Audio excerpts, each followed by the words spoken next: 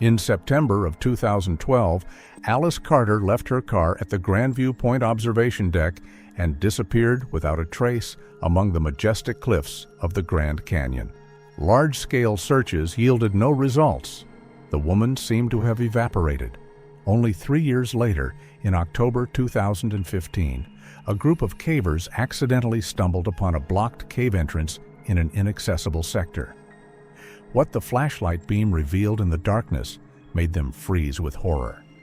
In the corner, amidst the unbearable stench of rot, sat a creature that was unrecognizable as a human being.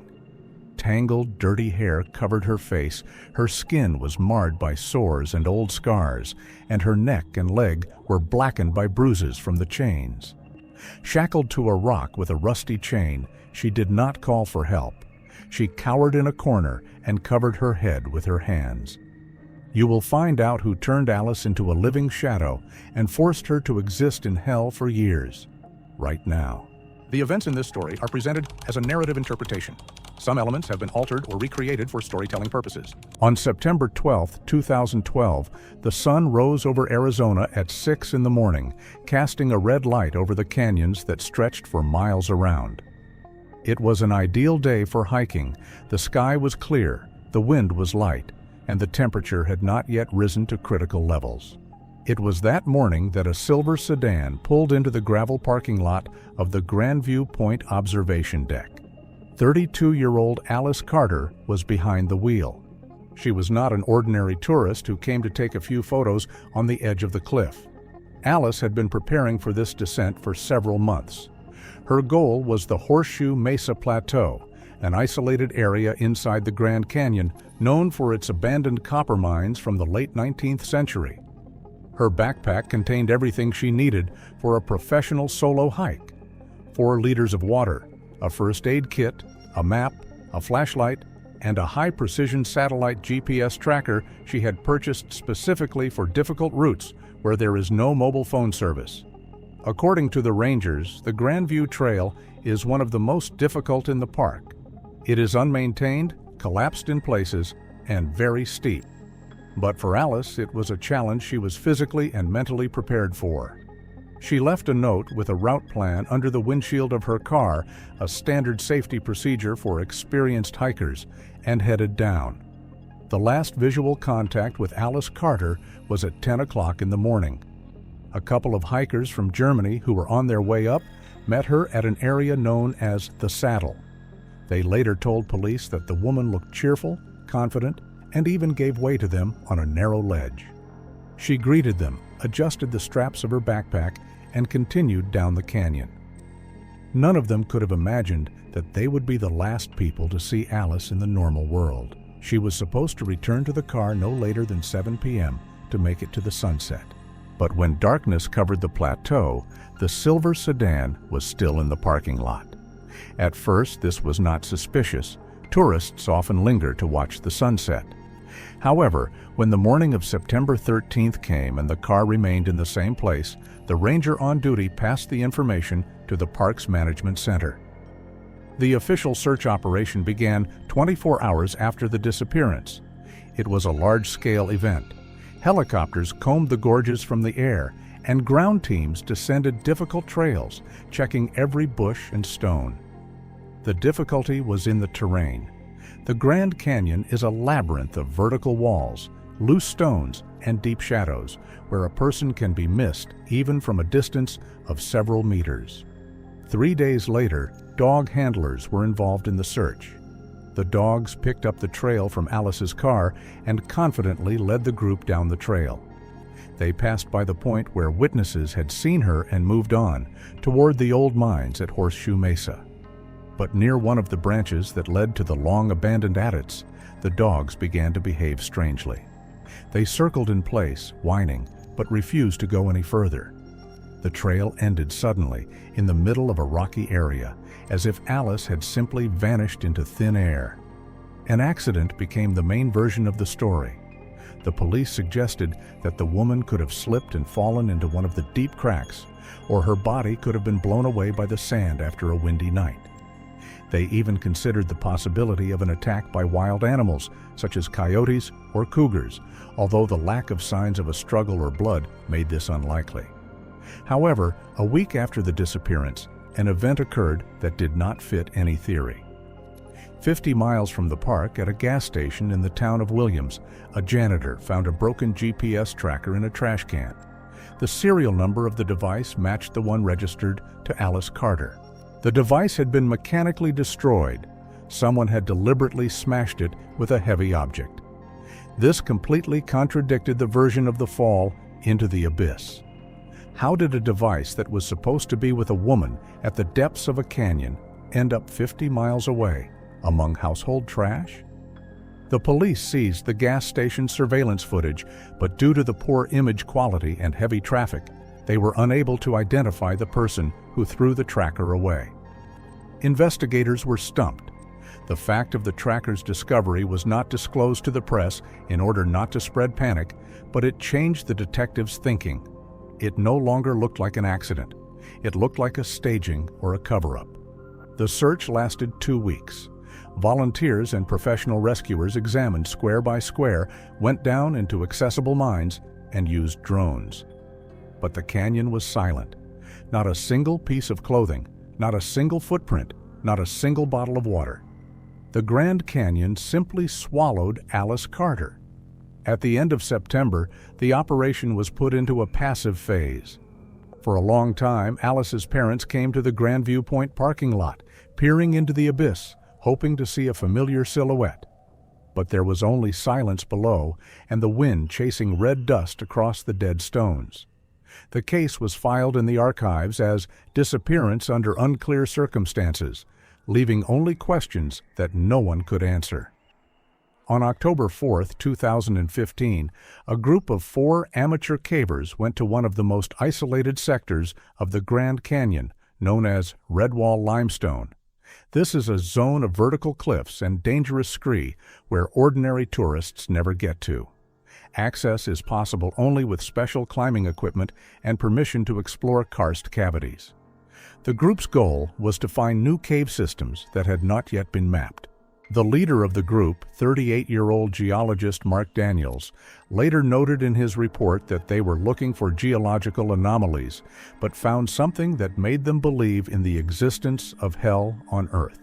Around 2 o'clock in the afternoon, while descending a narrow chute more than 200 feet below the plateau level, one of the participants noticed a strange shadow behind a rock outcropping. It looked like a natural crack, but something about its shape was unnatural.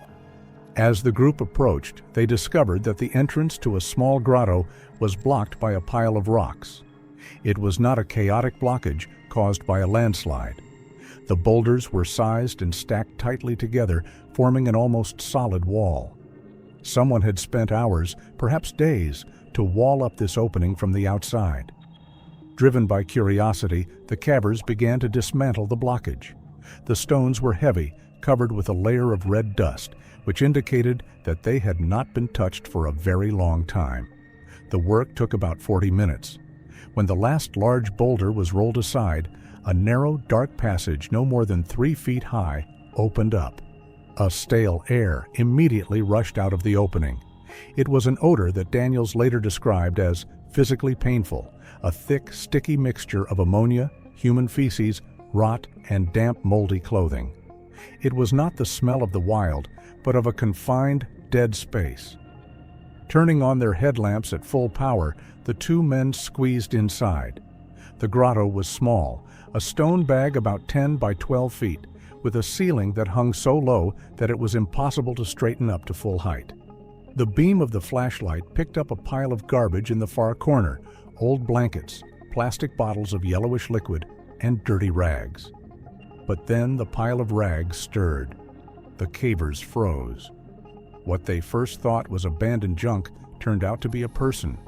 A woman was sitting in the corner on a dirty mattress, or what was left of her. She was so dirty that her skin seemed gray earthy, blending in with the cave walls.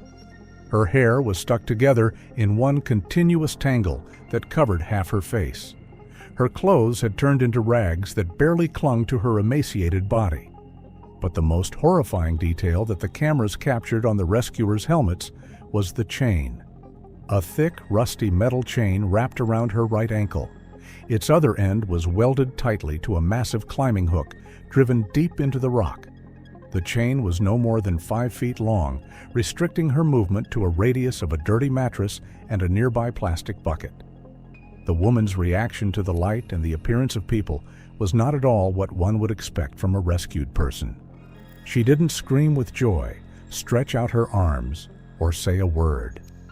As soon as the beams of the lanterns touched her face, she made a soft animal sound and jerked back, pressing her back into the cold stone. Her hands instantly flew up, covering her head as if to protect herself from an imminent blow. She was shaking so badly that the chain on her leg began to jingle against the stones. One of the speleologists tried to speak to her, saying his name and assuring her that they had come to help. But she reacted to the sound of a human voice with even more terror. She curled up into a fetal position, hiding her face in her knees, and froze, trying to become invisible. Her exposed body parts, arms and legs, showed clearly in the light of the diode lamps the traces of old injuries, white stripes of scars, misaligned bones, and fresh, dark purple bruises. The group realized that they were not just looking at a tourist who had gotten lost. They were looking at the victim of a long, methodical torture. The air in the cave was so poisonous that it was difficult to breathe without respirators, but the woman had spent an unknown amount of time here, in complete darkness and isolation. On the wall near the place where she was tied up, hundreds of scratches were visible, probably left by a stone or fingernail. A primitive calendar that kept track of the days spent in hell. The cavers did not have the tools to cut the chain or pull the hook out of the stone. They had to urgently contact the rangers via satellite phone, going to the surface, while the other two remained at the entrance, guarding the cave. They were afraid to go inside, lest they provoke a heart attack, because every move they made caused her to have a new wave of panic. She sat motionless, staring at one point on the floor, and waited. There was no hope in her eyes, which glimmered for a moment from under her dirty hair, only emptiness and the expectation of pain. It was at this moment, looking at the emaciated figure in rags, that Mark Daniels remembered the old missing persons notices he had seen 3 years ago. But it was almost impossible to believe that this creature in front of him was Alice Carter.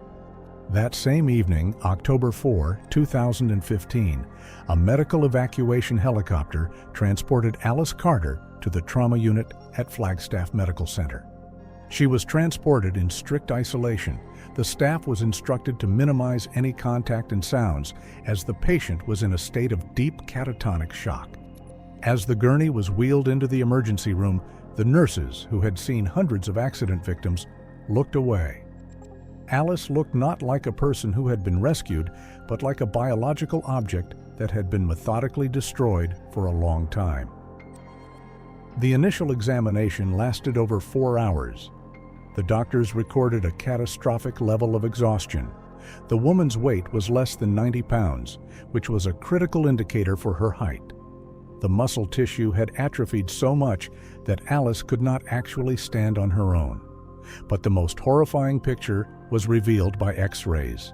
The head of the traumatology department later noted in his report that the patient's skeleton resembled a battlefield map. These were not chaotic injuries typical of a fall from a cliff. These were traces of systematic, calculated violence. An X-ray revealed more than 15 old fractures that had fused without any medical intervention. The doctor's special attention was drawn to the hands. The phalanges of 3 fingers on the left hand and 2 on the right were deformed, forming false joints. The nature of the injuries indicated that they had been broken deliberately, twisted, or crushed with a heavy object. The ribs also bore traces of numerous cracks and fractures of different ages. The surgeons concluded that the blows were inflicted in the same places, probably with the aim of punishment, but in such a way as not to damage the vital organs and keep the victim alive. Alice did not make a sound for the first 3 days. She did not cry, moan, or answer questions. She was lying on a white hospital bed, curled up in a tight fetal position, staring at a single point on the wall.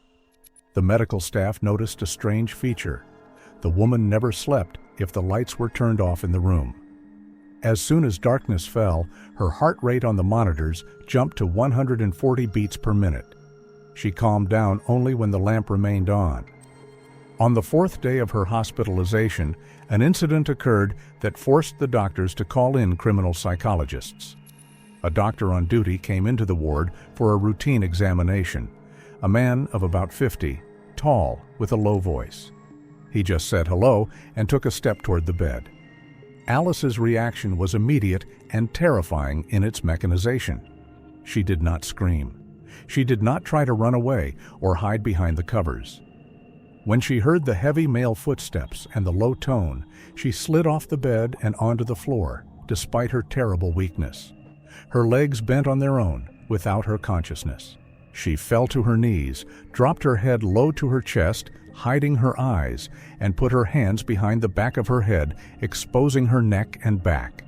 She froze, stopping even breathing.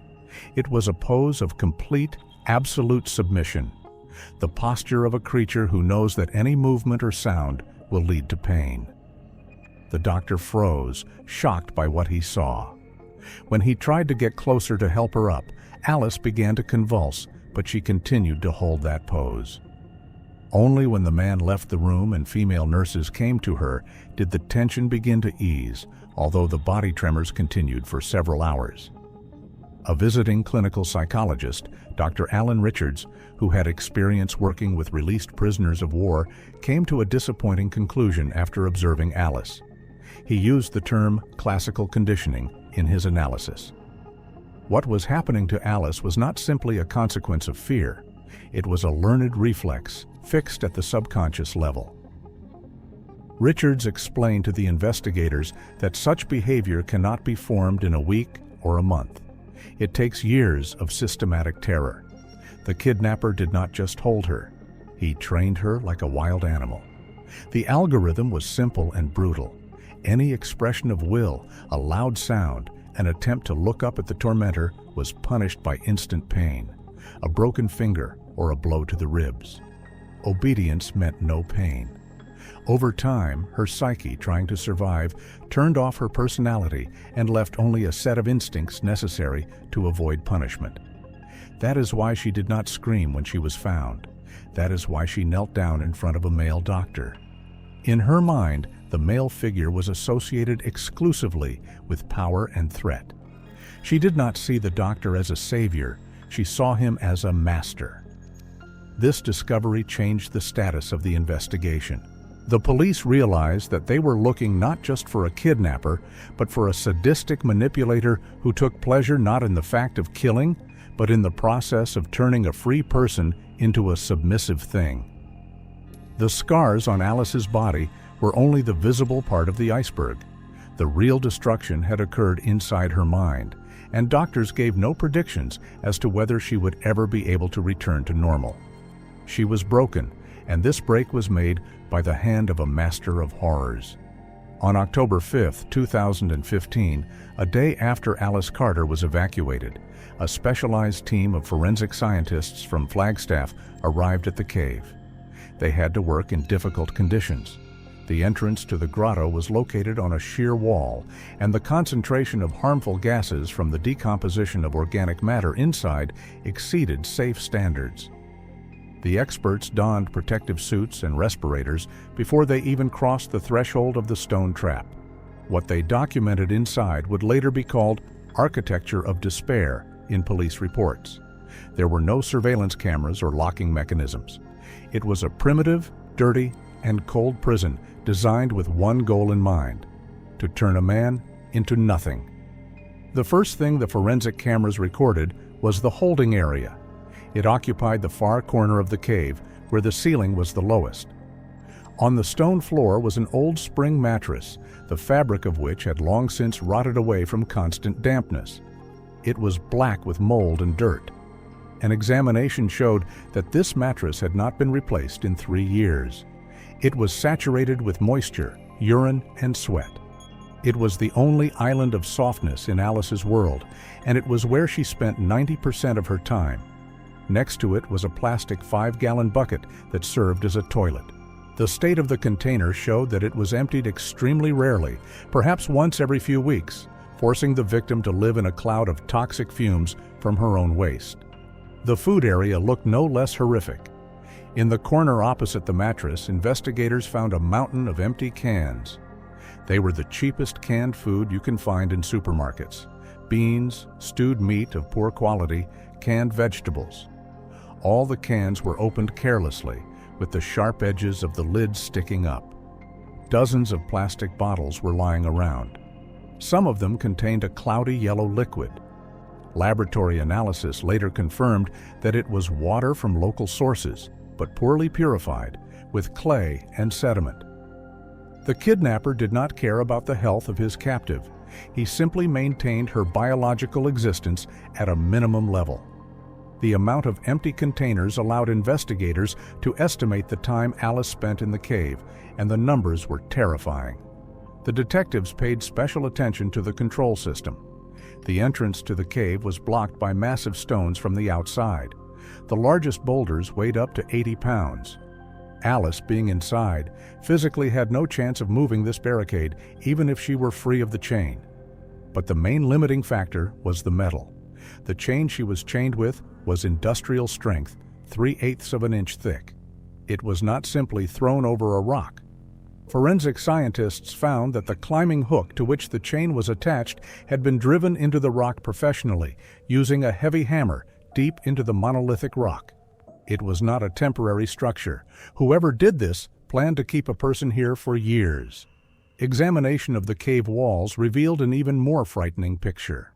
In the light of ultraviolet lamps, numerous spots appeared on the gray limestone. A rapid test confirmed the presence of hemoglobin. It was blood. The splashes were located 2 feet from the floor, exactly at the level of the head of a kneeling person.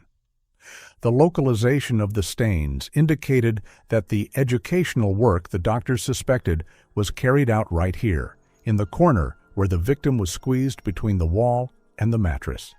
She had nowhere to retreat. On the floor, covered with a layer of dust and debris, there were clear shoe prints. These were the tracks of heavy army boots of size 12. The crime scene investigator noted in the report that the tread pattern was deep and specific, characteristic of specialized work shoes. The tracks led from the entrance directly to the mattress. They were confident, wide. The kidnapper came in here like a master. He did not hide, did not sneak. He brought food, checked the chain was secure, and apparently spent time here watching his victim. But the most important discovery of that day was an object found in a crack near the entrance, hidden behind a small stone. It was an ordinary paper grid notebook, cheap, with a tattered cover. It was not Alice's diary. It was a visitation log that he kept. The entries, made in neat small handwriting, contained dates and times. By analyzing these columns of numbers and short notes, the detectives understood the criminal's logic. He did not come here randomly. He had a strict, almost manic schedule. He came exactly once every 2 weeks, mostly on Tuesdays or Wednesdays. No missed appointments in 3 years, no deviations, regardless of holidays or weather. This showed that keeping Alice was part of his routine, a duty he performed with cold pedantry. He treated her not as a person, but as an object in a warehouse that needed periodic inventory and maintenance. The found journal was a key piece of evidence that the investigation was not dealing with an impulsive maniac, but with an organized, calculating criminal who was leading a double life. And somewhere up there, outside the cave, he continued to walk among ordinary people, planning his next visit, which would now never happen. When the main group of forensic scientists had completed the collection of biological samples, the senior detective's attention was drawn to a small, barely noticeable crack in the wall at the very entrance to the cave. It was located at head height, hidden behind a limestone ledge that cast a thick shadow. This place looked perfect for a hiding place. The detective noticed that one of the stones in the crevice was different in color from the main rock. It was lighter and not covered with the layer of dust that characterized the rest of the surface. Carefully prying the stone with his knife, he pulled it out and illuminated the cavity with his flashlight. Inside was a bundle, carefully wrapped in several layers of thick black polyethylene and tied with construction tape. Unpacking the find on a makeshift table near the entrance, the investigators expected to see anything. Alice's documents, her personal belongings, perhaps weapons or fetishistic trophies often left behind by serial killers. But what fell out of the polyethylene silenced them. It was an ordinary, cheap, checkered notebook on a metal spiral. The cover was worn, the corners were bent, but the general condition indicated that the owner had treated the item with meticulous care. Having opened the first page, the detectives plunged into reading the text, which psychiatrists would later call documentation of the absolute devaluation of a person. The notebook did not contain the ravings of a madman, religious quotes, or descriptions of fantasies. It was an accounting book, a dry, pragmatic book of expenses. The author's handwriting was small, sharp, and even, without any sign of excitement. He kept records as if he were managing a warehouse or repairing an old car that required constant investment. The first column contained dates. The second was a list of purchased goods. The third was their cost to the cent. A can of canned beans, 89 cents. Bottle of water, 1 gallon, $1.50. Batteries for a flashlight, $4.25. A new padlock, $12 flat. Antiseptic, $3.99. Every dollar spent on Alice's upkeep was recorded. It was the list of a stingy owner who was annoyed at having to spend his own resources on an object. He bought the cheapest products, chose promotional items, and saved on everything. The psychological portrait that emerged from these pages was terrifying. This man did not hate his victim, he simply did not consider her a person. For him, she was a thing, a liability that required financial maintenance. But then the records became even more terrifying. After the financial reports came the notes on exploitation. They were short, telegraphic, devoid of any emotion. He recorded Alice's behavior the way a laboratory technician records the reaction of an experimental mouse. Day 45, he wrote with a firm hand. She tried to chew through the electric cable of the lighting. Damaged the insulation. Punished. 3 days without food. Water, only half the norm. This entry explained the woman's terrible thinness. Hunger was not a result of lack of money, but an instrument of education. He did not starve her for pleasure, but for the sake of discipline to wean her off spoiling his property. On the following pages, the handwriting became even more pressing. Day 78. She screamed loudly at night, interfered with work. We applied painful effects to the left hand. Calmed down in 20 minutes. This explained the twisted fingers that the doctors saw on the X-ray. He broke them methodically to turn off the sound. The investigators were particularly horrified by a recording dated in the middle of the second year of his imprisonment. Day 112. Quiet. The reflex is fixed. You can remove the muzzle for feeding time.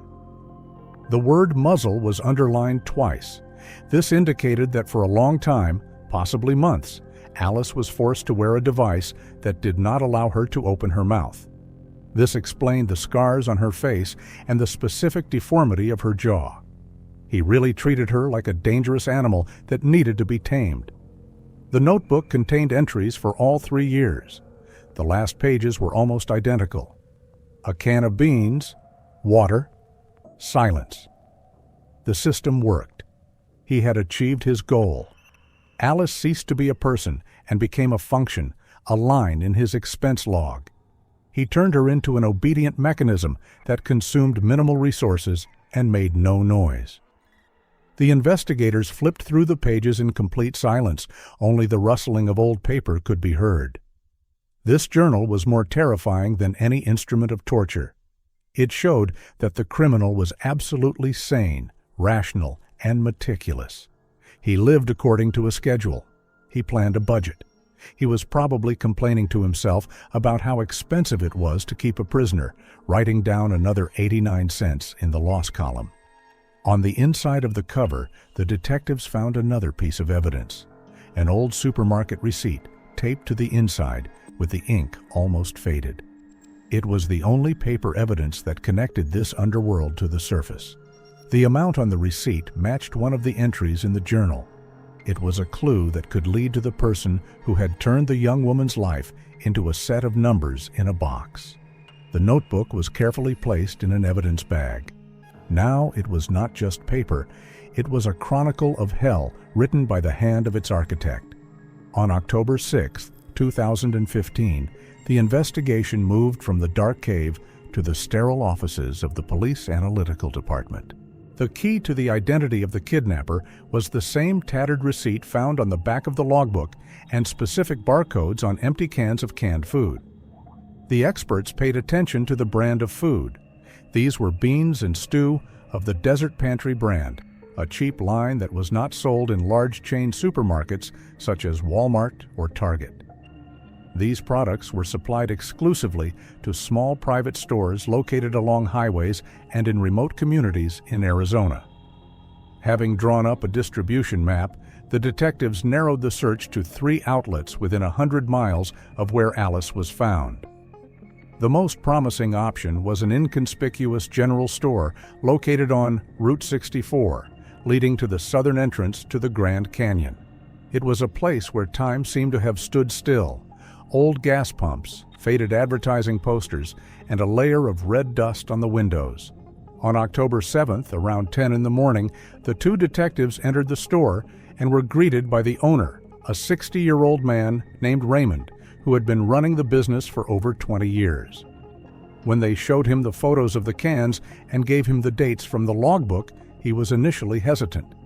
However, after the investigators explained that this was not a case of theft, but of cruel detention, Raymond's face changed. He remembered the client. According to the owner, the man was like a ghost. He would show up exactly once every 2 weeks, usually on Tuesday mornings when the store was almost empty. His shopping list was always identical, which surprised the shopkeeper. 2 boxes of the cheapest canned beans, a block of stew, and 4 5-gallon bottles of water. No cigarettes, alcohol, or snacks. Just a survival kit.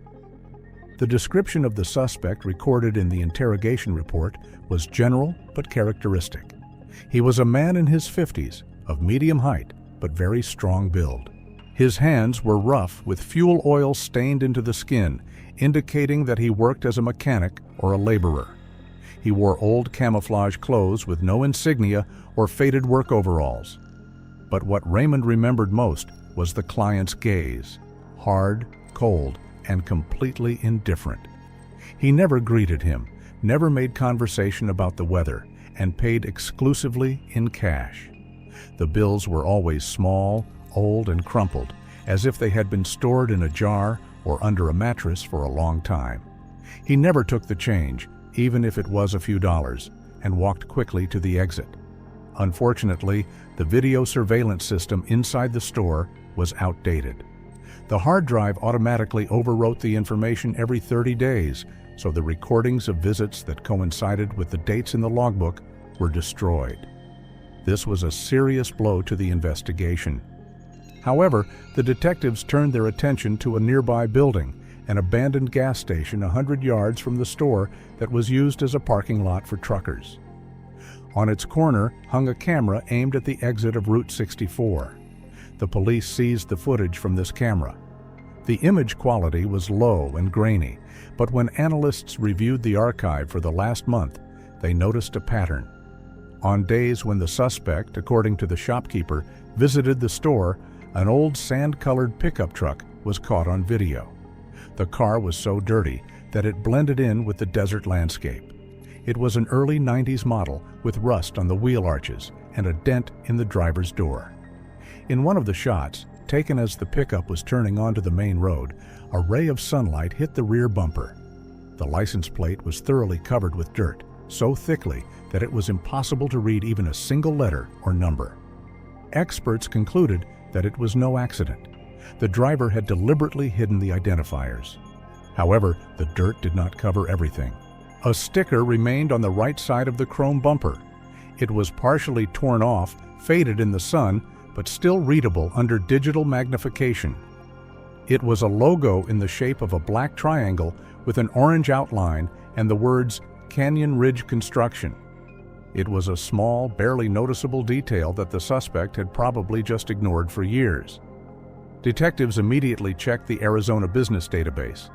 A company with that name did exist, but it was liquidated 10 years ago in 2005. It was a contractor for slope stabilization and hiking trail repair in national parks, including the Grand Canyon. This explained everything: why the kidnapper knew about the hidden caves, why he had skills in working with stone and metal, and why he was so well versed in areas where ordinary tourists do not go. The circle of suspects instantly narrowed from an unknown man to former employees of a particular company who had access to company vehicles or had bought them after the company's bankruptcy. Investigators pulled up archived payroll records and personnel lists dating back 10 years. Among the hundreds of names of installers, drivers, and engineers, they had to find someone who fit the description of the silent ghost from the shop. It was a breakthrough. The phantom car had a story, and its driver had a potential past that he was trying to bury with his victim in a stone sack. The police were preparing for a raid, realizing that this man was likely living somewhere nearby, watching the desert keep his secrets. On October 8, 2015, a search and rescue team consisting of Federal Bureau of Investigation agents and Coconino County Sheriff's deputies launched a large-scale operation in the desert area north of Route 64. Based on the seller's testimony and an analysis of the routes of an old pickup truck that had been disappearing from security cameras in the same sector, police narrowed the search to a 50-square-mile square. It was a dead zone, an area of sun-scorched land with no roads, only dried riverbeds and thorny brush. Around 2 in the afternoon, a patrol helicopter pilot reported spotting an object reflecting sunlight in the middle of a canyon, 40 miles from where Alice was being held. The capture team, which arrived on the scene in off-road vehicles, found an old, half-disassembled 70s model Airstream camper. It stood in a depression between 2 hills, covered with camouflage netting that had turned to rags over time. The wheels were flat and the windows were boarded up with plywood. It looked like abandoned trash, but the fresh tire tracks nearby said otherwise. The trailer was empty. Inside was unbearable heat and the smell of heated plastic. But this was not a home. It was a warehouse and an observation post. In the cabinets, detectives found dozens of boxes of the same canned foods that the suspect had bought, and coils of industrial chain identical to the one that had bound Alice's leg. There were also tools there, perforators, climbing equipment, and concrete anchors. Everything was oiled and ready for use. However, the most horrifying discovery was waiting for the investigators on the wall in the far compartment of the trailer. There, attached to a corkboard with buttons, were dozens of photographs. These were not pictures of nature. It was a gallery of women. All the photos were taken from a distance with the help of powerful telescopic optics. They depicted lonely women hikers on different trails of the Grand Canyon. Some were adjusting their backpacks, some were drinking water, some were just watching the sunset. It was a kind of casting. The sadist watched, assessed the physical form, equipment, and most importantly, the loneliness of his targets. Some of the pictures were crossed out with a thick red marker. Investigators initially assumed that these were those he decided not to touch. But when they found a blurry photo of Alice Carter, taken the day before she disappeared, with a red check mark next to it, they realized the system. The red cross meant rejected. The red check mark meant selected. But there were other photos with check marks among the photos. Women who had not been searched for or whose disappearances had been attributed to accidents years ago.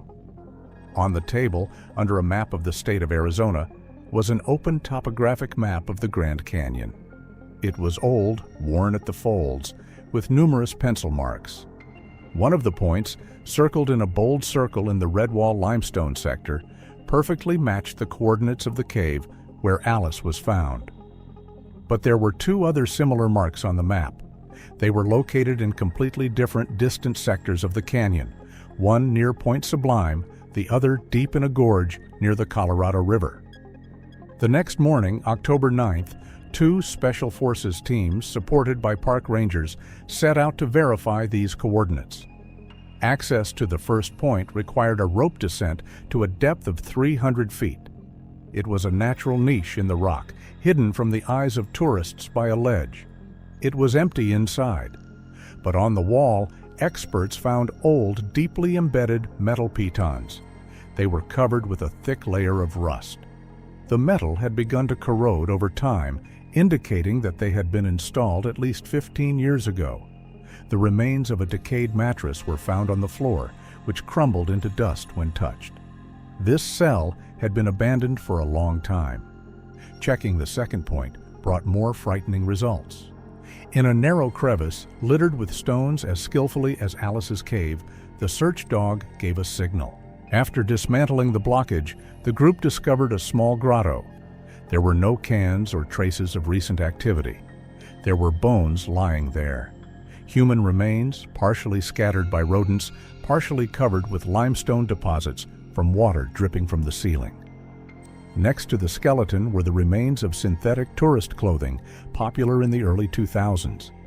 A preliminary examination by a forensic anthropologist at the site confirmed that the bones belonged to a woman in her 20s or 30s.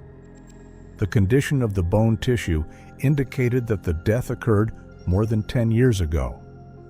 On the skeleton's wrist, there was a fragment of a metal bracelet of a watch that had stopped forever. For the investigators, the picture became terribly clear. Alice Carter was not a random victim, and she was not the first. She was part of a long, horrific cycle. The man they were hunting didn't just kidnap a woman 3 years ago. He had been using the Grand Canyon as his own testing ground for decades. He would create these prisons, fill them up, use the victims until they were completely exhausted or dead, and then simply move on to the next point on the map. The discovery in the trailer and the old bones reclassified the case from kidnapping to a series of murders. The police realized that they were dealing with a predator who had remained invisible for years, hiding his crimes in places where nature itself helped keep secrets. Alice was lucky to survive, but how many red ticks in those photos meant someone's unmarked grave in the red rocks? This question now frightened even experienced detectives. On October 9, 2015, late in the evening, the Arizona State Police Analytical Division finally got the match that all the detectives had been waiting for. A check of the archived employee lists of the now-defunct Canyon Ridge Construction Company and a cross-check with the National Park Service database yielded one name: Arthur Bragg, 54 years old. In the 90s, he worked for the Grand Canyon Maintenance Department. His job was to preserve emergency areas and close old mine entrances. He knew the underground map of the park better than any ranger or geologist. His personal file also contained the reason for his dismissal in 1998, an attack on a group of tourists who, in his words, littered on holy ground. The case was then hushed up, and Bragg disappeared from the radar of official services. After receiving a warrant, a special unit of the SWAT assault team prepared an operation to capture him. The suspect's residence turned out to be an old, dilapidated auto repair shop on the outskirts of Williams, located in the middle of an industrial zone. According to external surveillance, the building looked uninhabited. The windows were boarded up, and the area was overgrown with weeds. However, thermal imagers recorded a heat source inside. On October 10th, at 5 o'clock in the morning, the raiding party broke down the reinforced steel door of the workshop. They rushed in, ready for armed resistance, but were met with silence. The huge hangar was empty. In the middle of the room stood a table littered with maps of the neighboring states of Utah and Nevada. On the bed in the corner, the blanket was thrown back, and the fabric still retained the warmth of the human body. In the kitchen, there was a cup of coffee on the table, still warm. Arthur Bragg was gone. Tire tracks in the backyard indicated that a heavy pickup truck had left no more than an hour before the police arrived. He probably had a police scanner set up or simply had the animal instincts that helped him go undetected for decades. The announced roadblock operation did not work. The sand pickup vanished on the endless Arizona highways, just like its owner. Meanwhile, at the Flagstaff Hospital, doctors continued to fight to bring Alice Carter back to reality. She began to speak only a month after her rescue, in November 2015. Her first testimony was fragmentary, like the fragments of a bad dream. The head injury and prolonged isolation affected her memory, but some details were embedded in her mind forever. She told the investigator that she had never seen her tormentor's face in full. He always came in with a powerful flashlight pointed at her eyes, blinding her. But she remembered his smell, a pungent, nauseating mixture of gasoline, machine oil, and cheap old tobacco. She remembered the sound of his footsteps, the heavy, measured rhythm of army boots echoing off the stone walls of the cave. This sound meant either food or pain. When she was shown a 20-year-old photograph of Arthur Bragg, Alice had a severe nervous breakdown.